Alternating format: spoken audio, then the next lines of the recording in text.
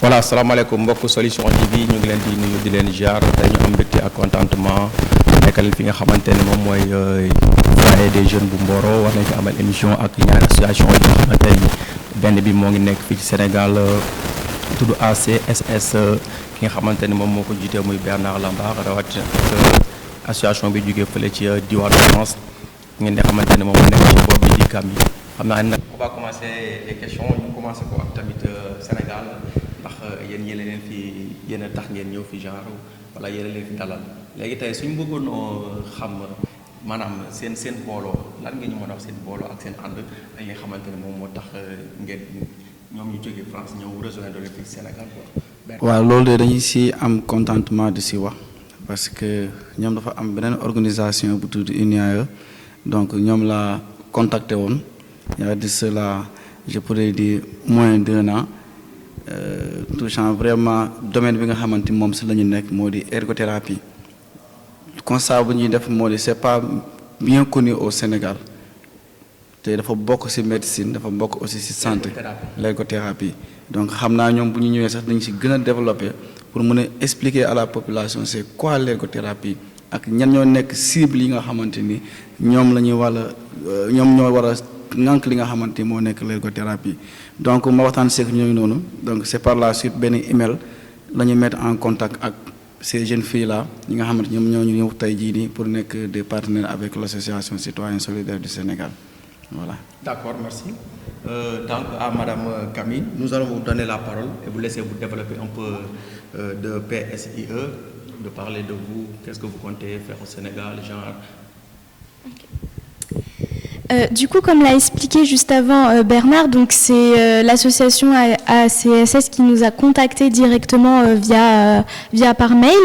Mais ça tombait justement bien parce qu'en fait, quand on a décidé de créer ce projet de solidarité, on a ciblé le Sénégal parce que, comme il a dit, l'ergothérapie n'existe pas et dans beaucoup de pays encore dans le monde, l'ergothérapie n'existe pas. Donc c'est ça en fait la base de notre association, c'est en fait chaque année d'aller dans un pays où l'ergothérapie n'existe pas pour en parler, pour sensibiliser les populations, les professionnels de santé, pour qu'un jour la formation existe dans ce pays et puisse développer et accompagner du coup les personnes en situation de handicap. Donc grâce à ce mail, en fait, on a pu faire le partenariat et par rapport à nos objectifs principaux de notre mission qui est de la sensibilisation, l'accompagnement des personnes en situation de handicap et le fait que cette association-là et des objectifs aussi sur le plan social, c'est ça qui a permis de concorder les deux associations et de créer ce partenariat. Je laisse la parole à Célia du coup pour expliquer un peu aussi notre métier qu'est-ce que l'ergothérapie finalement. Non, avant de lui donner la parole, j'aimerais tout simplement savoir. Vous avez ciblé le Sénégal après avoir créé l'association, c'est vous qui avez ciblé le Sénégal pour venir ici, ou bien c'est après le maire de Bernard que vous avez décidé à venir au Sénégal? Alors en fait, chaque année du coup, le groupe qui fait partie du PSIE change. Donc en 2016, par exemple, la première fois c'était à Madagascar. Ils y sont allés 3 fois de suite parce que c'était chaque année la décision des personnes qui étaient dans l'équipe. Il y a 2 ans, il y a déjà une équipe qui est venue à Dakar faire la sensibilisation à l'ergothérapie. L'année dernière, c'était au Gabon. Et en fait, chaque année, pour créer ce projet-là, on participe à un congrès national des étudiants ergothérapeutes en France, donc le congrès de l'UNAE. Et en fait, on avait 2 semaines pour créer un projet de solidarité qui soit voté par des étudiants. Et du coup, nous, on avait décidé de pérenniser un projet qui avait déjà existé parce que le but d'un projet de solidarité, c'est justement de faire pérenniser un projet dans le temps, qui est différent du coup d'un projet humanitaire, par exemple. Et du coup, on avait décidé, vu qu'il y avait déjà eu le Sénégal qui avait été ciblé 2 ans avant, de revenir pour rajouter un petit peu notre petite grain de sel pour que les choses évoluent encore. Mais en tant qu'étudiant, là, d'après ce que tu es en train de dire, là, vous êtes des étudiants. Mais comment comptez-vous faire vos actions sociales là? Parce qu'un étudiant, moi, ça me fait un peu. Hein? Est-ce que tu peux développer? Comment vous faites pour mener vos actions sociales? En tant qu'étudiant, quoi. Ouais. En fait, notre formation, du coup, elle est très professionnalisante. C'est-à-dire que il y a pas beaucoup il y a de la théorie, mais il y a beaucoup de pratiques déjà sur place quand on est en France, qu'on a beaucoup de stages. En tout, on a 5 stages sur nos 3 ans de formation.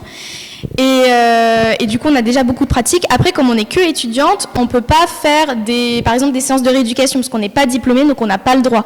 Mais par contre, on peut venir parler de l'ergothérapie, parler du handicap, sensibiliser. Ça, c'est des actions qu'on peut faire parce qu'on a la théorie, mais après on vient pas forcément, on vient donner un savoir-faire, mais on n'est pas là pour l'imposer, on est là juste pour dire ce que nous on apprend sur place à l'école, mais bien entendu les actions qui peuvent être faites sur place, elles seraient d'autant plus importantes et d'autant plus impactantes avec un vrai professionnel sur place. D'accord, merci beaucoup, ça a été clair. Ça reste d'autres questions, mais nous allons donner à madame de continuer pour elle. Madame, comment vous faites économiquement pour gérer? Après, pour financer le projet, on a fait beaucoup de choses. Donc, dans un premier temps, on a essayé de vendre des goodies. Donc, c'était des stickers. On a essayé de faire des ventes de gâteaux aussi dans nos écoles, puisque les gens donnent petit à petit. En fait, au fur et à mesure, ça fait son chemin. Il y avait ça. On a essayé de faire des demandes de subventions auprès de nos régions. Ça n'a pas fonctionné malheureusement, mais dans certains cas, ça peut fonctionner. Et on a eu la chance aussi d'avoir pas mal de mécénats. Donc les mécénats, c'est des entreprises qui donnent, on va dire, entre gros guillemets, sans contrepartie, donc gratuitement, une somme d'argent pour qu'on puisse aboutir le projet. Donc on en a eu pas mal, on en a eu 5, il me semble, au total. Et c'est ça qui nous a permis d'être aujourd'hui ici, parce que le projet coûte très cher et que nous, personnellement, on ne peut pas payer le projet.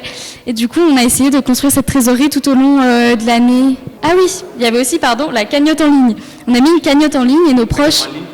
nos proches pouvaient mettre de l'argent dessus et nous donner une somme pour nous aider à faire le projet. On a réussi à récolter pas mal aussi grâce à la générosité de nos proches et des entreprises. Heureusement qu'ils étaient là et on les remercie vraiment beaucoup. C'est pas difficile, quoi? Si, c'est très dur. À quelques semaines du projet, on ne pensait pas partir. On a eu beaucoup de hauts et de bas sur l'organisation du projet, notamment au niveau de la trésorerie, parce qu'il faut les trouver, les entreprises, il faut qu'elles aient le temps de s'occuper de nous, il faut qu'elles acceptent de nous donner la somme d'argent, et ça c'est très compliqué de pouvoir trouver aujourd'hui des entreprises qui puissent répondre, qui soient à l'écoute et qui puissent aussi donner, parce que c'est pas facile pour tout le monde, je pense, en ce moment, et que on a quand même réussi à trouver des personnes généreuses qui ont voulu investir dans notre projet, et on est très heureuse de ça. Alors c'est bien. Voilà. Mais Bernard, su ma déggee seen wax muy mel ni yombul ci ñoom ba ñu taxawal ko mais tamit yombul ba ñu ñëw fi nga xamante ni moom mooy diwaanu Sénégal mais yéen ñi fekk si yéen a leen dalal yéen a yor seen wàllu yéen a leen gérer wala nan ngeen nekkee ak ñoom ak nan ngeen di dundee ak ñoom. Dund bi moom compliqué wul c'est pas du tout compliqué parce que la prise en charge daanaka on pourrait dire que ñoom ñoo ko jëlee seen bopp que ce soit le logement. Que ce soit la restauration, que ce soit les transports, ñoom en personne ñoo ko jël en charge donc ñun association citoyens solidaires du Sénégal amul dara loo xamante ni lu génn suñu poche la te ñu teg ko pour ñoom au début avant leur venue ils nous avaient carrément dit que on n'a pas besoin de vos sous, on n'a pas besoin à ce que yéen ngeen dépenser, c'est à eux de faire les dépenses. Voilà donc loolu aussi mu nekk acte boo xamante ni ñun. L'association dañ leen si remercier parce que la plupart si ñuy ñëw dañuy xaar ñun soit ñu gérer la restauration ou bien ñu gérer li nga xamante ni moo nekk le logement mais c'est totalement différent par rapport à elle ñoom dañoo jël lépp en charge ñun lu ñu def moo nekk ñëw accompagner leen ñëw proposer des activités ou bien voilà donc c'est ça donc loolu daal laa amoon lu ma si mën a wax. su ma déggee ñoom ñoo indi seen lépp tout seen programme. Voilà appuyer. Proposer des activités et des cibles. D'accord, c'est bien. Léegi monsieur Mbengue yow yaa yor wàllum art et culture ci seen ñaari association yi xam naa ne dañuy ci ñëwal tuuti rek bala ñuy dugg si yi nga xamante ne moom ngeen jot a def ci seen nganale ak ñoom quoi. waaw mën naa ne sax commission culturelle deful lu bëri ci kii parce que deful lu bëri ci ñaari association pour le moment parce que bi ñu ñëwee ba léegi.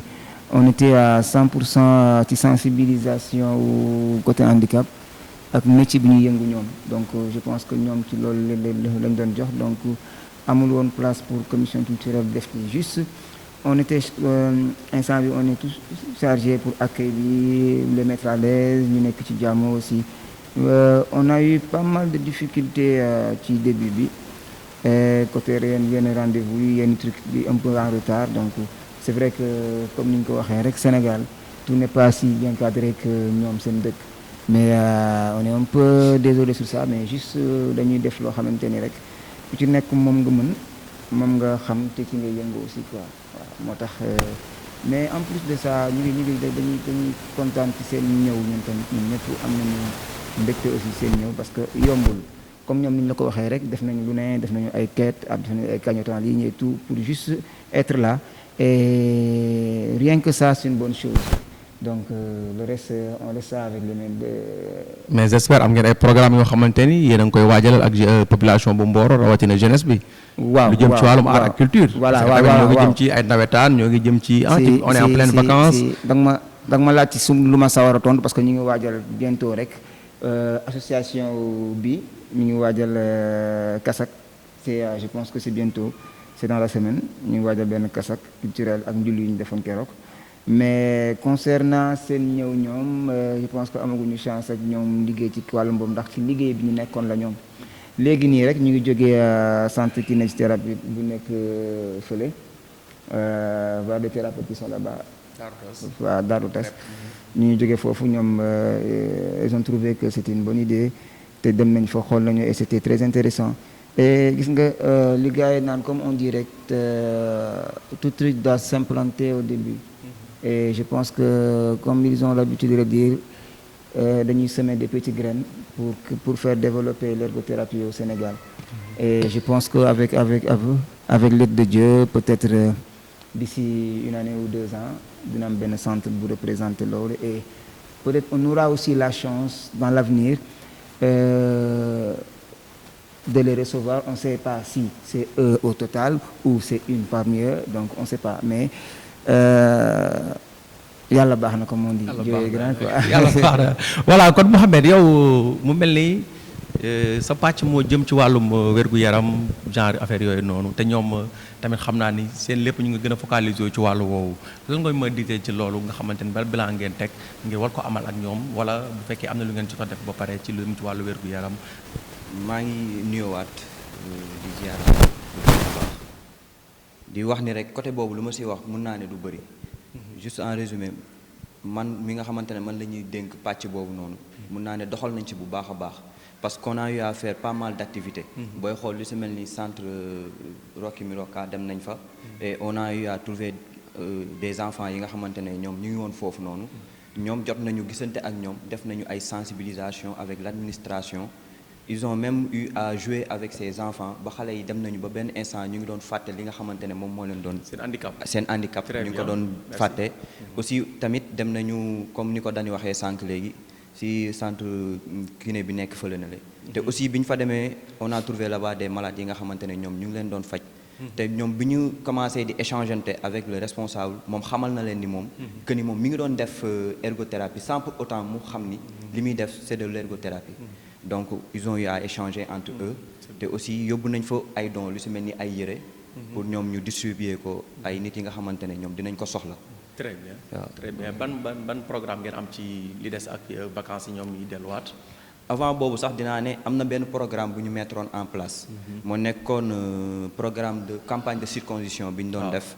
on l'avait fait ici au niveau du cabinet Rasoul bu Alpha. Rasoul moom lañ boobu ñoom sax ñoom fekke nañ ko. suñu xarit waaw ñoom sax ñoom fekke nañ ko te campagne boobu aussi tamit mun naa ne moo nekkoon suñu première activité. moom ngeen phare waaw moo nekk suñu ñoom bi ñu ñëwee rek dafa tombé waaw dafa tombé campagne de circoncision bi. campagne de circoncision c'est à saluer là. waaw parce que c'était une activité phare franchement te yàlla suñu borom suturaal nañu ba nga xamante ne dugg nañ ci bismillah te ñu ngi ci waaj a génn ci alhamdulillahi rabbil alamin te ñu ngi ñaan aussi tamit tegaat yeneen campagne yu nga xamante ne mun na bañ a nekk sax au niveau de Mboro mais mun na nekk en dehors de Mboro parce que on est une association bi nga xamante ne basé tuñu kese au niveau de Mboro mais ñi ngi waaw parce que comme ni ko Bernard waxee sànq dëkk yu bëri ñu ngi ñu soxla parce que loolu sax moo waraloon ñu changé woon suñu tur association génne jeunesse bi indi citoyen solidaire du Sénégal loolu moo ko indi woon te yeneen activité ñu ngi suñu kanam yu si mel ni ay don de sang ak yeneen yoo xamante ne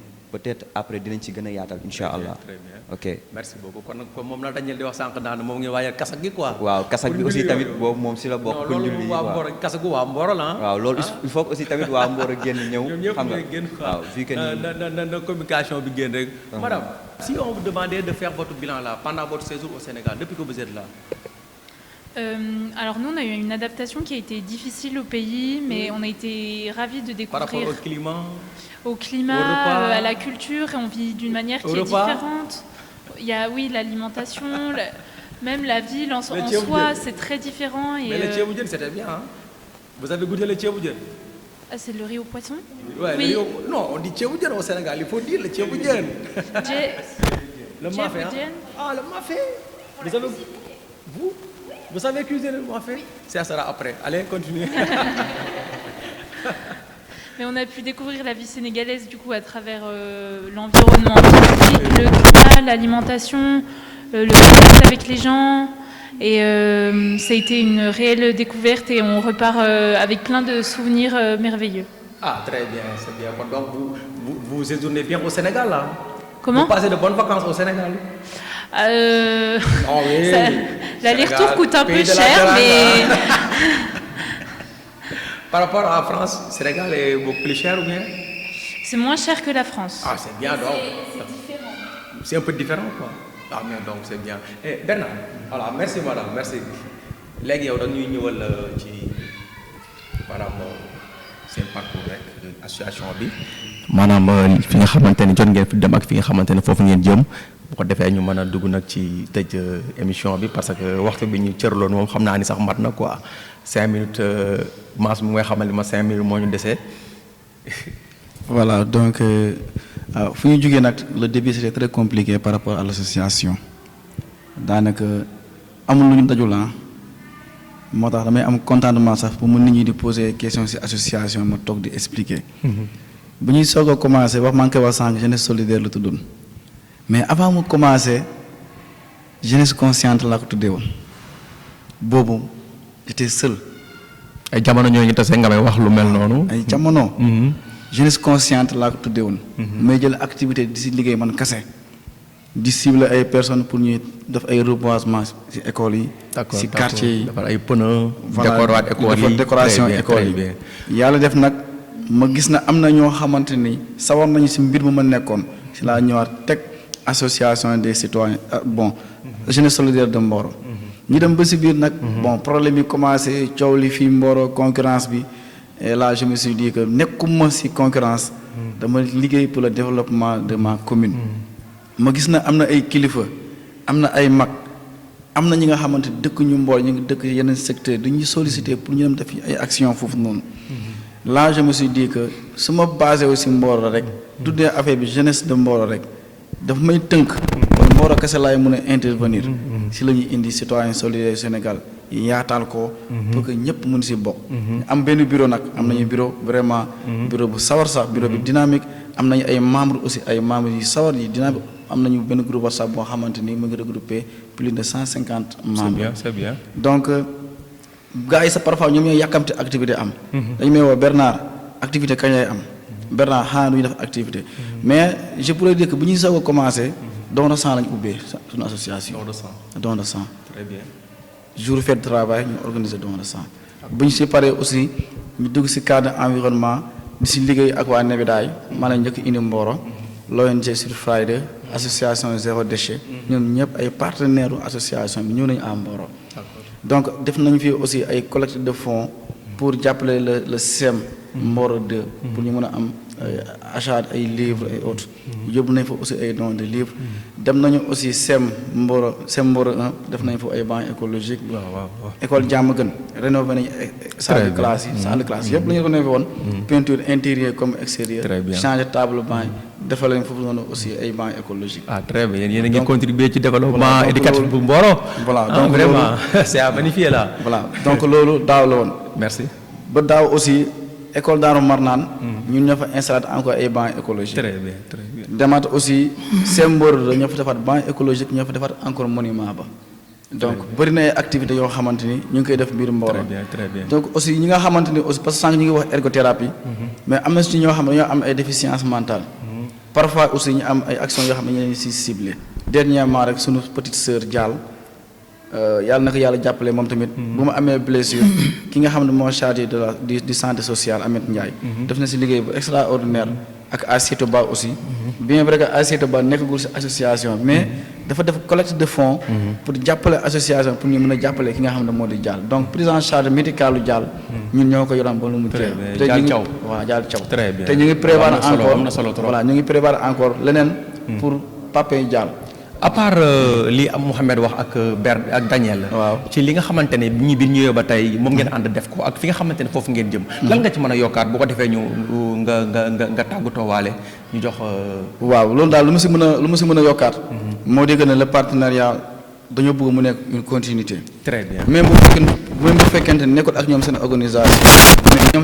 mais ñoom seen jëmmi bopp sax dañuy intégrer l'association citoyen solidaire du Sénégal pour que ñu mën a tisser partenariat boo xamante ne bu large avec ñi nga xamante moo nekk ñoom seen i organisation. Très bien. Allez Camille, pour clôturer là parce que on est au fin de l'émission. Donc nous allons tout simplement vous demander de reparler de l'ergothérapie et lancer un appel à la population sénégalaise de l'ergothérapie et de donner des consignes et donner votre dernier mot. Okay. Du coup, l'ergothérapeute, c'est un professionnel de santé qui fait partie du paramédical, par exemple comme le kinésithérapeute qui est aussi du domaine du paramédical. Et du coup, en fait, on va être auprès de tout type de population. Donc ça peut être du nouveau-né comme la personne âgée qui est en fin de vie sur son lit.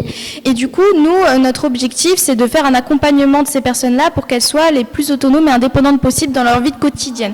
Donc tout ce qui est activité de vie quotidienne, ça va passer par les loisirs, par les soins personnels, par le travail ou par exemple par la scolarité pour les enfants. Et du coup, nous, on va se centrer sur la personne. On ne prend pas en compte sa pathologie, c'est surtout sur la personne, son environnement et ses activités de vie quotidienne. Et c'est comme ça qu'on fait l'accompagnement de ces personnes-là. Du coup, on passe par de la rééducation. Si la rééducation ne donne pas si la rééducation n'aboutit pas, on passe par des moyens de compensation. Donc compenser le handicap pour que la personne puisse quand même être autonome au quotidien. Merci. Vous avez un message à lancer à la population sénégalaise ainsi que celle de Mboro. Du coup, merci de nous avoir écoutés. Le but de notre projet, c'est vraiment de venir au Sénégal pour sensibiliser sur le handicap, parce qu'il existe beaucoup de types de handicap. Il y en a 5 en tout. Il y a moteur, cognitif, psychique. Il y en a 4, pardon, et social. C'est aussi, du coup, c'est de prendre en compte que les personnes en situation de handicap, elles ont des capacités et qu'il faut les valoriser. C'est surtout ça qui est important. Il faut les valoriser. C'est ça. Voilà, merci beaucoup. Et ne pas les stigmatiser. Merci beaucoup bu leen sonal bu leen jël seen li nga xamante ni den stressé daal loolu la bëgg a wax ci kàddu gu mujjoom vraiment émission bi neex na am na solo te jàpp naa ne tamit leeral yi leer na naa ñi li nga xamante ne moo jëm ci wàllu jàngoro ji nga xamante ne ñoom moom la ñuy waxtaanee ak seen ñaari association yi def li ñu def ba ànd ñoom ñaar ci jëfu ki nga xamante ne moom mooy suñu xarit di suñu doom day Bernard ñoo ngi lay sant bu baax di la gërëm vraiment tamit ci coordination bi ba ñu amal li nga xamante ne moom mooy émission bi Mouhamed ñoo ngi lay sant di leen gërëm Daniel ñu ngi leen sant bu baax di nga Camille yow ak sa xarit yi ñoo ngi leen di remercier bu baax vraiment wax ji leer na am na solo trop et on vous remercie beaucoup voilà mbokk yi Solution TV ñoo ngi leen sant di leen gërëm xam naa ba benn émission rek ci beneen jotaay merci beaucoup.